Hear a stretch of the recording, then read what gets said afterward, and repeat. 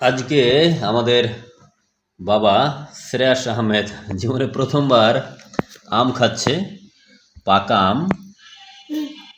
যদিও এখনো সব গাছে আম পাকেনি, তবে বাজারে কিন্তু পাকা আম পাওয়া যায়। এটা বাজারের পাকা আম না।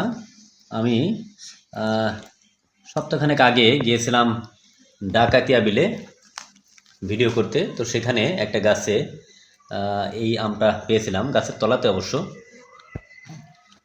আমটা এনে বাড়িতে রাখার পর এই এক সপ্তাহের ভিতর পেকে গেছে।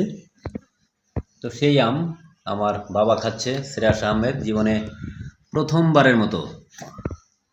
ওর খাওয়া দেখে মনে হচ্ছে যে আসলে ও বেশ এনজয় করছে, যেহেতু মিষ্টি। আমিও একটু খেয়ে দেখেছি, আমটা মিষ্টি।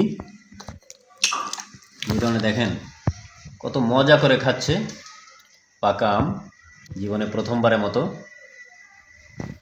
অবশ্য বছরের শুরু, আমের মৌসুমের শুরু, প্রায় এখন আম কেনা হবে, অনেকবারই খাবে।